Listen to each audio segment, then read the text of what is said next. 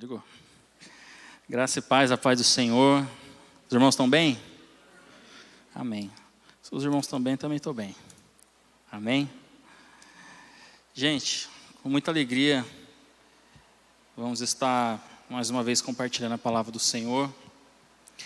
Aquilo que o Senhor tem colocado no meu coração, eu espero que eu possa fazer com que cada um de vocês venham a entender isso e que também a palavra venha tocar a vida de vocês assim como ela tem ministrado e tocado na minha vida. Amém, gente? Glória a Deus. Antes de começar, agora são 8 horas e 41 minutos. Há aproximadamente 14 anos, 1 hora e 5 minutos, eu falava o sim mais importante da minha vida. Hoje eu completo 14 anos de casado com a dona Valquíria aqui. Para quem não sabe, agora está sabendo. Amém? Te amo. Gente, vamos lá então. Êxodo capítulo de número 2, versículos de 10 a 22. Êxodo capítulo de número 2, versículos de 10 a 22.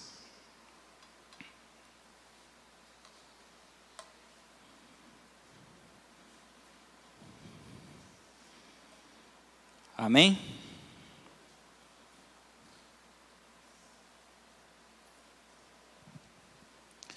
Diz assim: quando o menino cresceu, a mãe o levou à filha do faraó, que o adotou. Assim, ele passou a ser o filho da filha do faraó. Ela o chamou de Moisés, dizendo: porque eu o tirei das águas. Anos mais tarde, quando Moisés já era adulto, foi visitar seus irmãos hebreus e viu o quanto estavam sofrendo. Ele viu um egípcio espancar um hebreu que pertencia ao seu povo. Moisés olhou para um lado e para o outro, e como não viu ninguém, matou o egípcio e o escondeu na areia. No dia seguinte saiu de novo e viu que 2 hebreus estavam brigando. Então perguntou ao culpado: por que você está espancando seu irmão? E o homem respondeu: quem o colocou como príncipe e juiz sobre nós? Quer matar-me como matou o egípcio? Moisés ficou com medo e pensou: com certeza já descobriram. O faraó ficou sabendo deste caso e decretou a morte de Moisés. Mas Moisés fugiu do faraó e foi para a terra de Midian. Quando chegou lá, sentou à beira de um poço. O sacerdote de Midian tinha 7 filhas. Elas vieram tirar água e encheram os bebedouros para dar de beber aos rebanhos de seu pai. Então vieram os pastores daquela região e expulsaram as moças dali. Moisés se apressou em defender as jovens e deu água ao rebanho delas. Quando voltaram para a casa de seu pai, Reuel perguntou: por que vocês voltaram tão cedo? Elas responderam: um egípcio nos defendeu dos pastores. Além disso, tirou água e deu de beber ao rebanho. E onde ele está? Perguntou o pai a elas. Por que o deixaram lá? Convidem um homem para jantar conosco.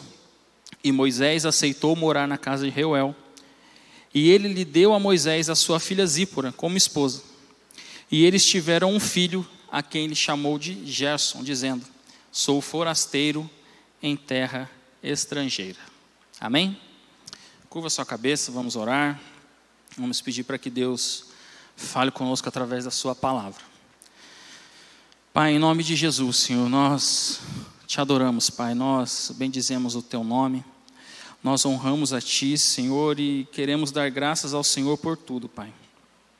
Obrigado, Senhor meu Deus, porque mesmo sendo incapazes, Senhor meu Deus, de fazer algo, o Senhor é aquele que nos ajuda, nos direciona e que guia os nossos passos. Que nessa noite a tua palavra possa ser este guia, Senhor meu Deus, que ilumina os nossos caminhos, que direciona as nossas vidas e que nos leve, Pai querido, para onde o Senhor deseja que nós possamos estar, Pai. Em nome de Jesus, Pai. Usa da tua palavra para falar conosco. Assim nós te pedimos e em nome de Jesus nós te agradecemos. Amém e amém. Amém?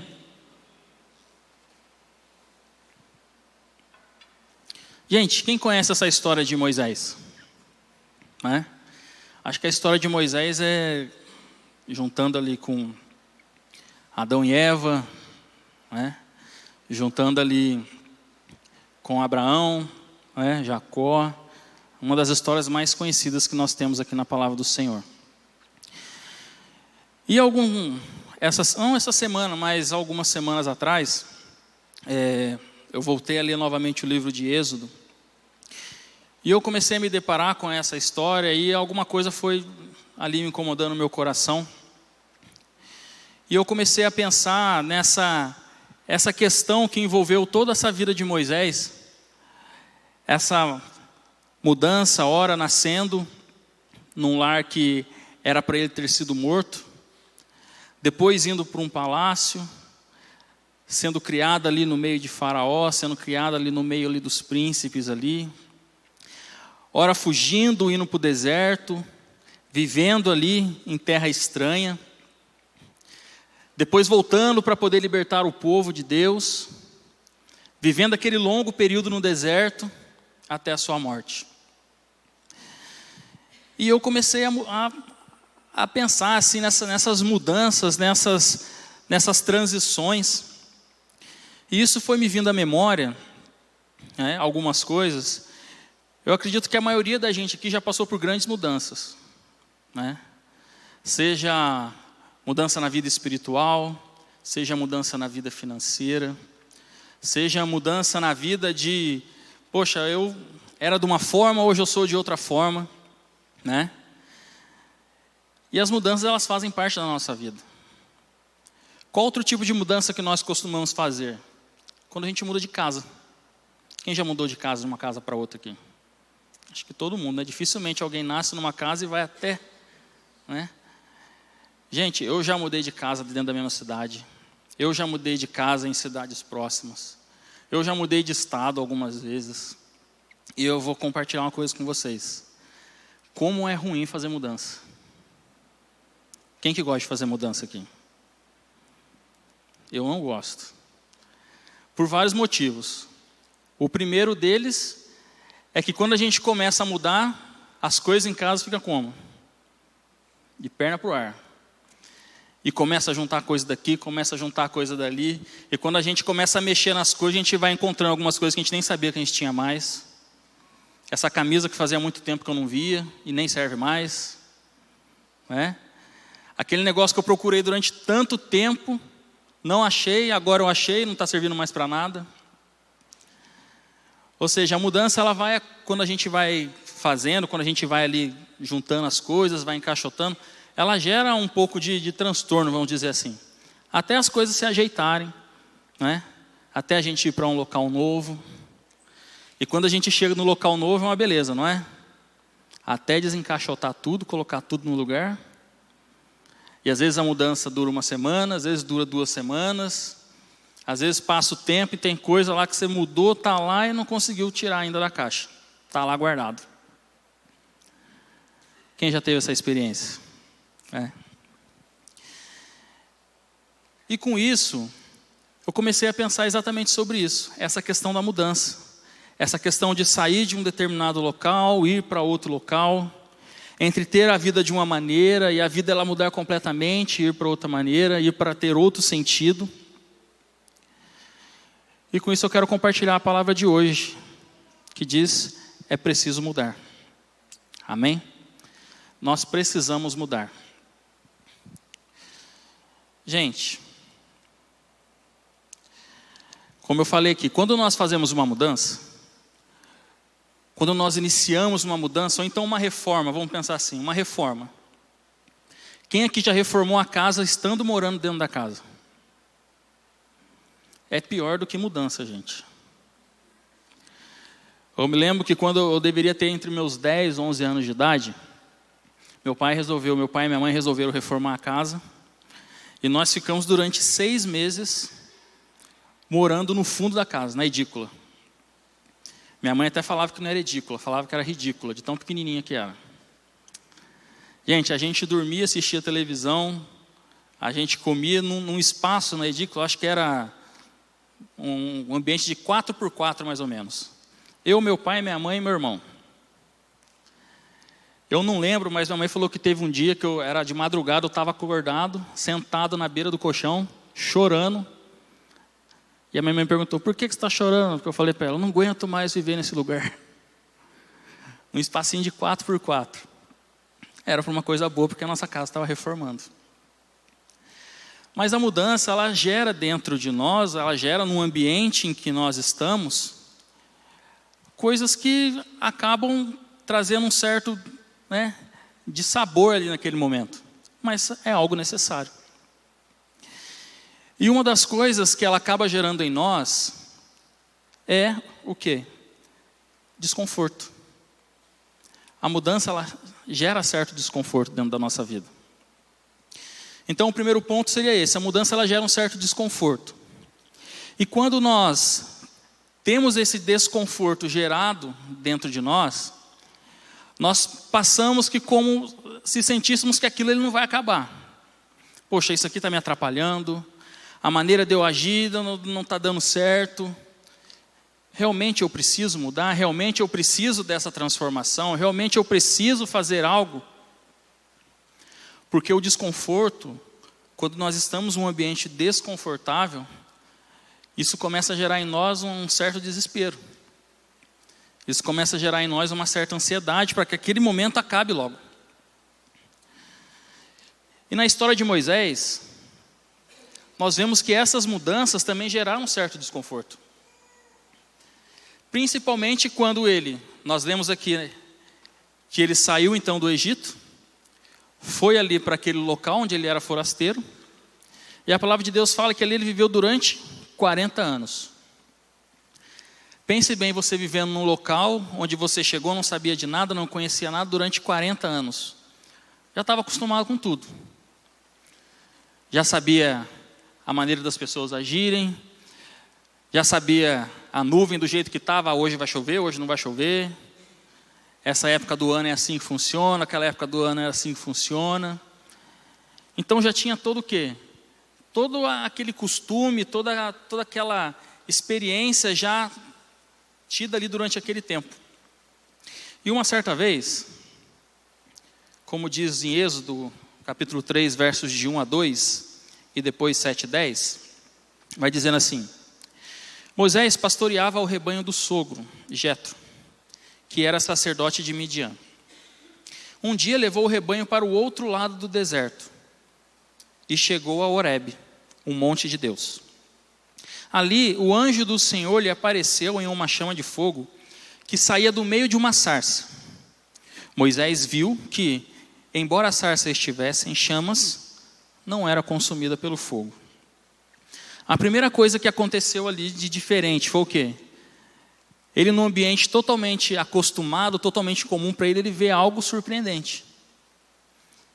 Algo pegando fogo, algo que não se consumia, algo terrivelmente espantoso aos seus olhos. Versos de 7 a 10 continua. E o Senhor disse: Tenho visto claramente a opressão sobre o meu povo no Egito e escutado o seu clamor por causa dos seus feitores.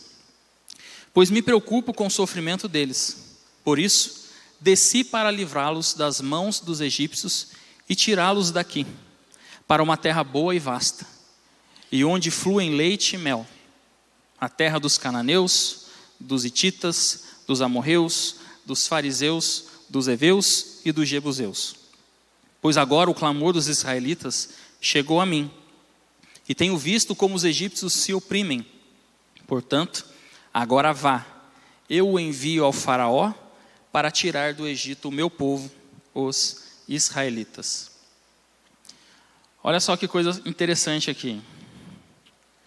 Ele mal viu uma coisa que era fora do seu comum, agora ele começa a escutar algo que ele nunca havia escutado na sua vida, que era a voz de Deus. E essa voz de Deus falava tudo o que o seu povo estava sofrendo, algo que Deus estava incomodando o coração do Senhor, e Deus dá uma ordem para Moisés: agora vá, pois eu o envio para ir a Faraó e libertar o meu povo. Agora eu fiquei aqui no meu imaginário pensando, Como será que estava a cabeça de Moisés nesse momento? Poxa, eu estava lá, tive meus problemas, vim para cá, constituí família, fiz a minha vida nesse lugar. Agora Deus quer que eu pegue tudo isso aqui que eu tenho, abra mão disso, para que eu volte para lá, onde eu saí de lá, com medo de ser morto, para que eu vá falar com o Faraó, para que liberte o povo. Imagina o desconforto que ele estava pensando naquele momento. E quantas vezes nos sentimos desconfortáveis quando nós ouvimos a voz de Deus pedindo para que nós possamos fazer algo. Talvez nos tirar da nossa zona de conforto, talvez fazer com que a gente dê um passo a um local onde nós não queremos, mas nós sabemos que aquela é a voz de Deus. Nós sabemos que nós temos que fazer alguma coisa. E isso vai gerando um certo desconforto dentro do nosso coração. Isso vai gerando uma preocupação dentro do nosso coração. E a vontade de não fazer, muitas das vezes, ela é tremenda. Nós vemos aqui Deus, ele falando todo o plano que ele tinha exatamente para Moisés. Olha, você vai lá, vai falar com o Faraó.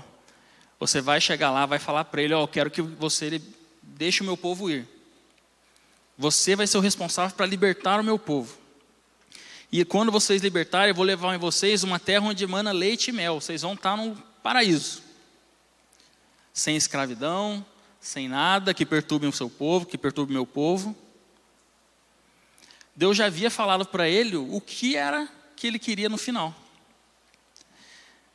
E nisso eu fiquei imaginando, poxa, seria mais fácil se Deus tivesse feito, talvez com Moisés, aquilo que ele fez com Abraão. Com Abraão, ele simplesmente falou para ele, saia da terra, sai no meio da tua parentela, da terra onde você mora, que eu vou te levar para um lugar onde eu te mostrarei. E mais nada. Com Abraão, o Senhor foi dando,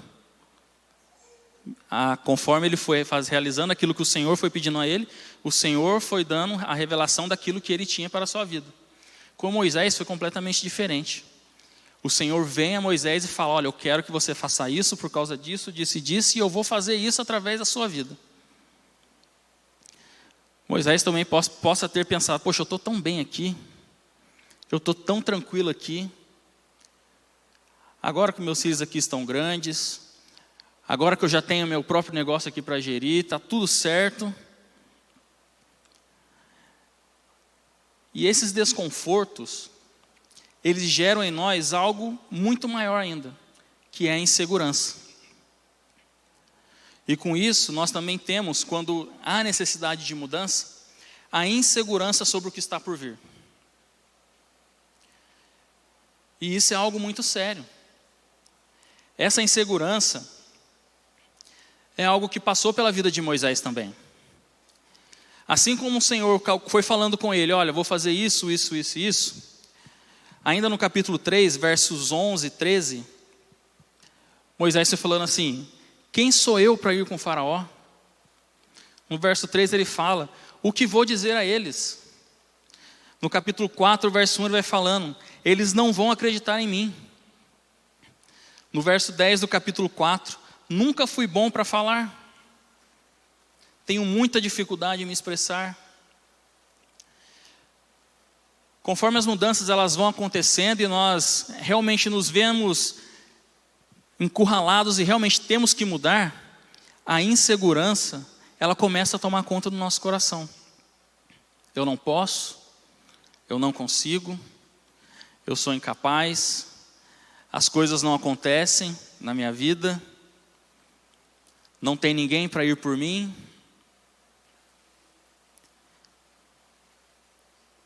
Quando é necessário essa mudança, quando é preciso ter essa mudança de vida, nós temos que lembrar que mesmo na insegurança, o Senhor é aquele que está conosco. O Senhor falou a Moisés, você vai lá e vai falar que o eu sou te mandou. Que o Senhor te mandou. Você não vai estar sozinho, o seu irmão vai estar com você. Eles vão ver as maravilhas que serão feitas e vão acreditar naquilo que você está falando. Em momento algum o Senhor nos deixa só. Apesar da insegurança que possa acontecer em nossas vidas, o Senhor sempre vai estar conosco. Em Filipenses 4, versos 6 e 7, vai dizendo assim: não se aflijam com nada. Em vez disso, orem a respeito de tudo. Contem a Deus as necessidades de vocês e não se esqueça de agradecer-lhe. Se fizerem isso, vocês experimentarão que a paz de Deus, que excede todo o entendimento, conservará a mente e o coração de vocês em Cristo Jesus. Em todo tempo. A mudança gera desconforto? Ela gera desconforto. O desconforto traz insegurança? Traz insegurança. Porque existem talvez inseguranças dentro da nossa vida que as pessoas mais próximas de nós talvez não conheçam. Mas no momento de estresse, essa insegurança ela sai para fora. E isso se torna visível às outras pessoas. Existem alguns estudiosos que falam que Moisés talvez era gago, não sabia falar direito. Uma insegurança que ele tinha. Mas o Senhor esteve com ele e deu a ele total capacidade para cumprir aquilo que tinha para a sua vida. E como nós lemos aqui, que nós não possamos nos afligir com nada. Porque o Senhor ele vai estar conosco. Porque Deus ele vai suprir as nossas necessidades. Pois Ele conservará a nossa mente, conservará tudo aquilo que é necessário se nós estivermos em Cristo Jesus. Amém, gente? E eu acho muito interessante essa questão desse desconforto, essa mudança, quando nós começamos a olhar e começamos a ver os milagres que Jesus fazia. Vocês já perceberam que quando Jesus ele fazia um milagre, existia uma mudança repentina na vida da pessoa, não existia? Aqueles que não viam passavam a ver. Aqueles que estavam paralíticos começavam a andar. Aqueles que estavam leprosos eram sarados. E quando nós vemos Jesus falando ali para eles: levanta, toma tua cama e vai. Levanta, anda e não peques mais. Levanta, pois a tua fé te salvou. Você percebe que em todo milagre que Jesus ele faz, toda mudança que Jesus ele gera na vida de alguém, que nós temos aqui relatos aqui na palavra de Deus, sempre após essa mudança, sempre após essa virada de chave na vida dessas pessoas, Jesus ele sempre vinha com uma palavra para que ela não voltasse a fazer o que ela estava fazendo.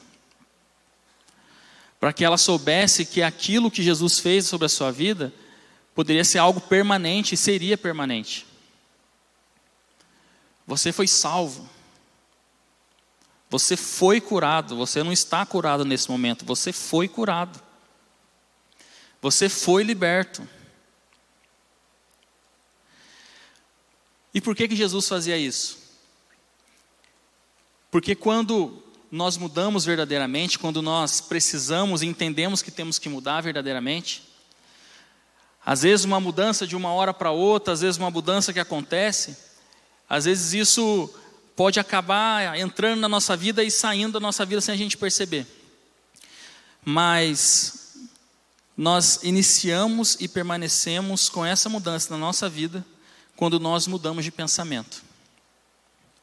A mudança nossa de pensamento sobre as coisas do Senhor, sobre aquilo que Deus ele pode fazer, sobre aquilo que Deus ele é e sobre aquilo que Deus ele representa para nós, é fundamental para que a mudança aconteça na nossa vida.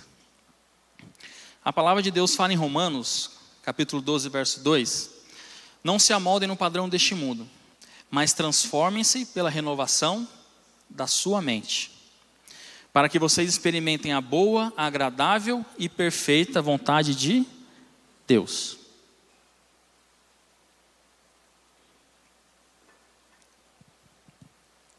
Mudança de pensamento. Traz desconforto? Traz. Traz insegurança? Traz insegurança. Mas nós começamos a experimentar verdadeiramente essa mudança quando nós mudamos o nosso pensamento. Nós mudamos a nossa maneira de pensar. Porque agora nós estamos com Cristo.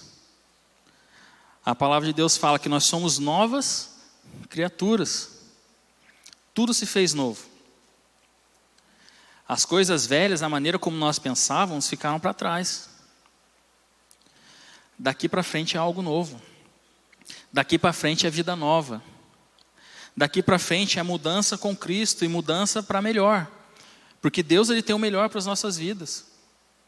Aquilo que nos prendia não nos prende mais. Aquilo que nos levava para baixo não nos leva mais. Por quê? Porque nós temos a consciência de Cristo. Nós temos a consciência de que Cristo, Ele transforma as nossas vidas. E tendo essa consciência, essa renovação de mente, nós vamos experimentar a boa, agradável e perfeita vontade do Senhor sobre as nossas vidas. Nós começamos a mudança exatamente com isso, mudando os nossos pensamentos. E essa mudança, ela começa dentro de nós. Quando nós entendemos verdadeiramente o que Deus, Ele tem para nossas vidas. E não basta apenas nós mudarmos os nossos pensamentos. Quando nós começamos a mudar os nossos pensamentos, algo também acontece junto disso. As nossas atitudes também são diferentes. Com isso nós temos mudanças de atitude. Em 1 Coríntios, capítulo 13, verso 11, vai dizendo: quando eu era criança, falava, pensava e raciocinava como criança. Mas quando me tornei homem, meus pensamentos se desenvolveram muito além dos pensamentos da minha infância. E deixei para trás as coisas de criança. Gente, eu vejo na Bíblia um dos principais homens que teve assim uma mudança verdadeira de sua vida, foi Paulo. Paulo, ele começou a perseguir os cristãos. Através de Paulo, o jovem Estevão foi morto, apedrejado. Paulo pedia a carta de seus superiores para ir atrás dos cristãos, para que eles pudessem fazer justiça com suas próprias mãos. E quando ele teve um encontro com o Senhor, a palavra de Deus fala que a mudança que houve na sua vida foi algo tão tremendo, que no momento ele ficou cego. Depois de um certo tempo, um profeta do Senhor veio falar com ele, seus olhos se abriram, e ele teve a sua vida totalmente transformada, a partir do encontro que ele teve com Cristo. E essa palavra que nós acabamos de ler aqui, em Coríntios 13, 11, vem relatando a maneira como Paulo ele agia. Quando ele diz aqui que quando ele era criança, ele falava e raciocinava como criança, significa que antes dele ter esse encontro verdadeiro com Jesus, antes dele conhecer verdadeiramente aquilo que Jesus representava, aquilo que Jesus era como um verdadeiro Filho de Deus, ele agia insensatamente, acreditava estar agindo de maneira correta. Mas agora, depois de homem, o seu entendimento sobre Cristo já era fundamentado. Ele deixou para trás essas coisas e prosseguiu a sua vida. Prosseguiu com suas atitudes sendo demonstradas totalmente diferentes de quando ele não tinha Cristo no seu coração. E nós, como os cristãos, conhecedores daquilo que Cristo ele fez por nós, tendo Jesus Cristo como o único e suficiente Salvador de nossas vidas, as nossas atitudes, elas realmente são geradas pelo amor de Cristo sobre nós. A mudança de mentalidade que nós tivemos, o momento em que nós aceitamos a Cristo como nosso Senhor, que nós temos Jesus em nosso coração, que nós temos o nosso encontro verdadeiro com Ele, as nossas atitudes também refletem isso, para que a mudança ocorra na nossa vida. Em Efésios 4, de 13 a 15, ele continua falando assim: até que finalmente todos tenhamos a mesma fé. Quanto à nossa salvação e quanto ao conhecimento de nosso Salvador, o Filho de Deus, E todos nós tornemos maduros ao Senhor? Sim, para que cresçamos a ponto de que Cristo ocupe completamente todo o nosso ser. Então não seremos mais como crianças, sempre mudando a nossa ideia a respeito daquilo que cremos porque alguém nos disse uma coisa diferente ou habilmente mentiu para nós e fez com que a mentira soasse como verdade. Em vez disso, seguiremos com amor a verdade em todo o tempo, falando com verdade, tratando com verdade e vivendo em verdade. E assim nos tornaremos cada vez mais e de todas as maneiras semelhantes a Cristo, que é a cabeça do seu corpo, a igreja. Quando nós temos essa mudança de mente, associada a essa mudança de atitude, a transformação de atitude do nosso ser, nós vivemos exatamente como Paulo diz aqui. Nos tornaremos cada vez mais, de todas as maneiras, semelhantes a Cristo. E a nossa vida começará a ser transformada, a nossa vida começará a ser mudada. Mas como eu disse lá no começo, a mudança ela gera desconforto. E esse desconforto é algo que realmente dói no nosso coração. Porque não é fácil nós abrirmos mão de tudo aquilo que um dia nós fazíamos, que nós achávamos que era algo que trazia satisfação ao nosso coração, trazia satisfação à nossa mente, ao nosso corpo, e hoje vivemos de uma maneira totalmente entregue e dada ao Senhor Jesus. E esse desconforto é necessário para que a gente aprenda, para que a gente tenha e para que a gente faça a diferença na vida de outras pessoas. Esse desconforto que é gerado em nós é algo que nós temos que até nos orgulhar, porque o desconforto que Deus coloca no meu coração, o desconforto que Deus acaba colocando no seu coração por essa mudança de atitude, é algo que nós podemos ministrar na vida de outros que possam estar passando por algo semelhante. E assim como Deus ministrou no nosso coração a necessidade de mudança das nossas vidas, nós também podemos ministrar na vida de outros, há necessidade de mudança. Há o desconforto, vai vir a insegurança, Mas tenha certeza que quando nós temos a nossa mente transformada por Cristo, as nossas atitudes refletem aquilo que Cristo ele deseja de nós. E assim nós começamos a gerar mudança na nossa vida, e isso é algo constante. Não é algo que bateu a chave, mudou e já era. Não. Todos os dias, todos os momentos, abrindo mão daquilo que desagrada ao Senhor, abrindo mão daquilo que possa fazer com que a gente volte lá atrás, mas prosseguindo, andando, caminhando e buscando sempre a presença de Deus na nossa vida, porque a presença de Deus ela vai nos tornar pessoas diferentes, pessoas transformadas e mudadas. Com isso,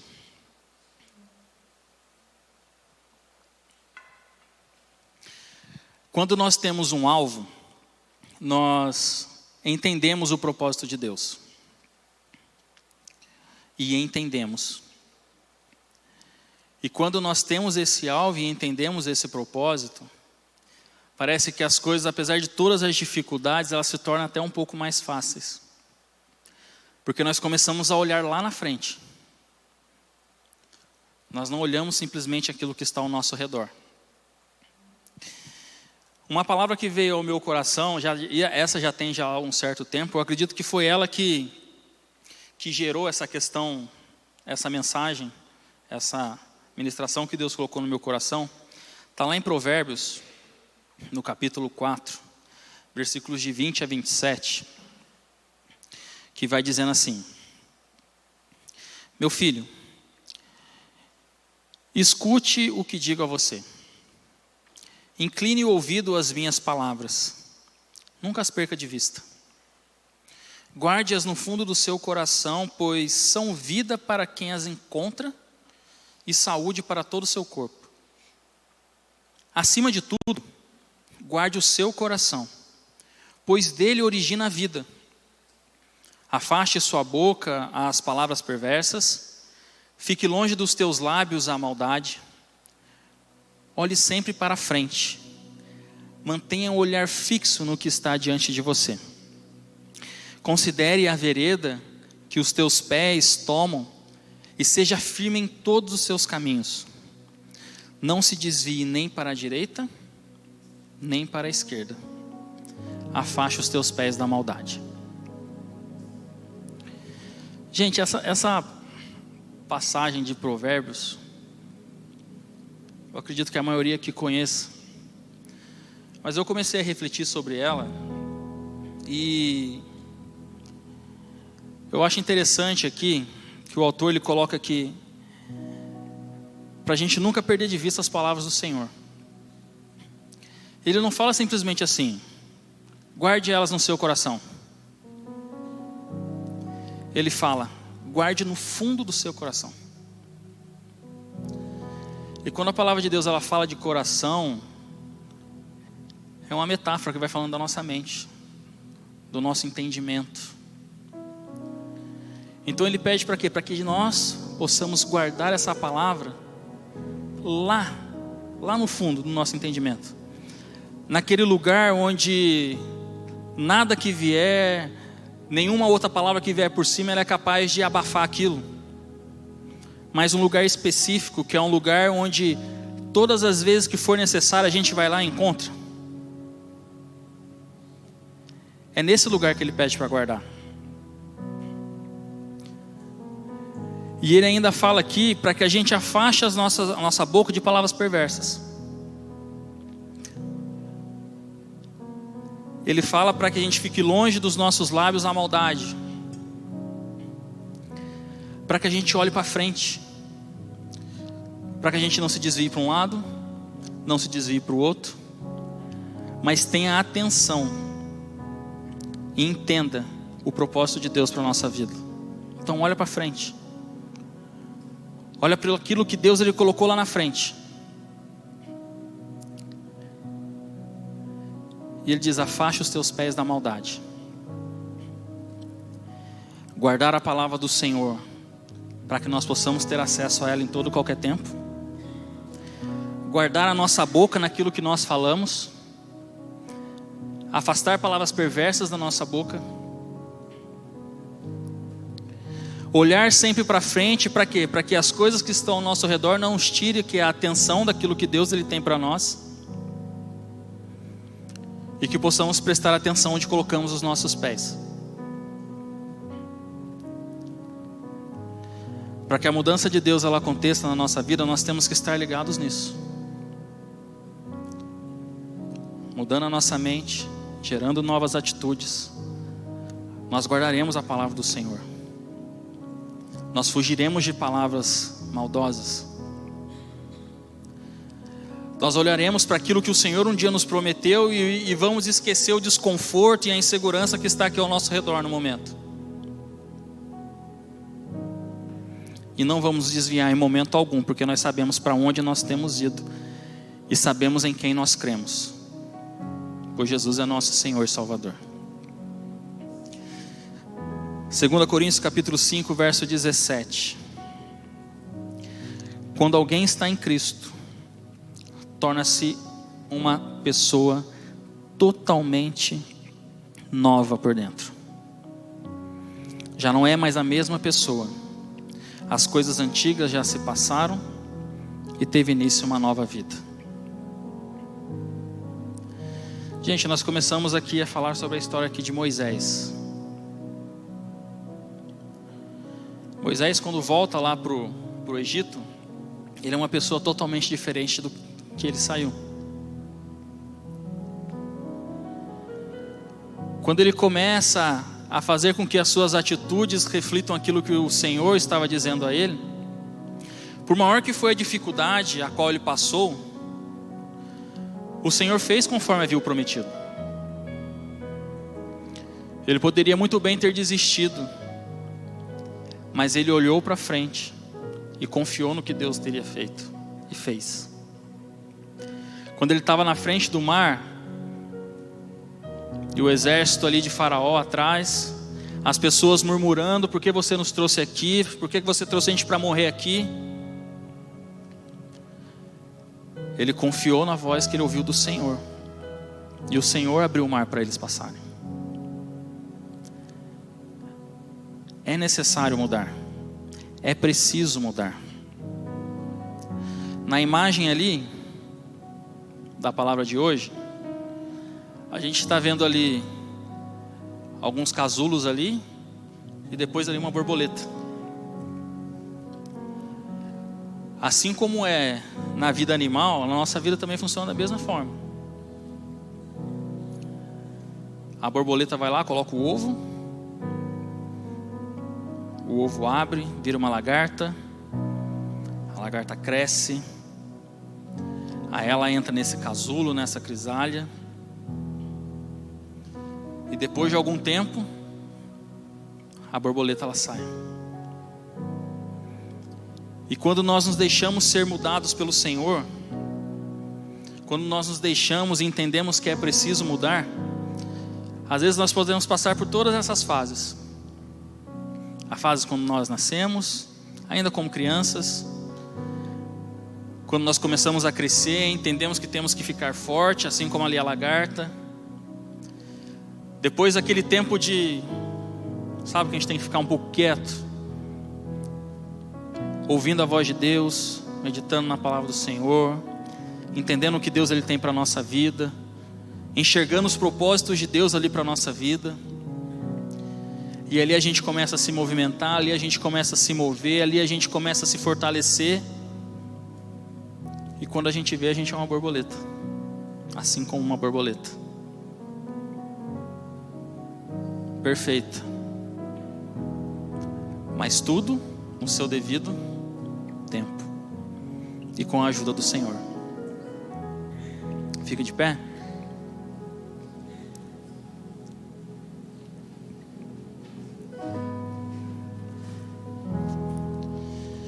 É preciso mudar, gente.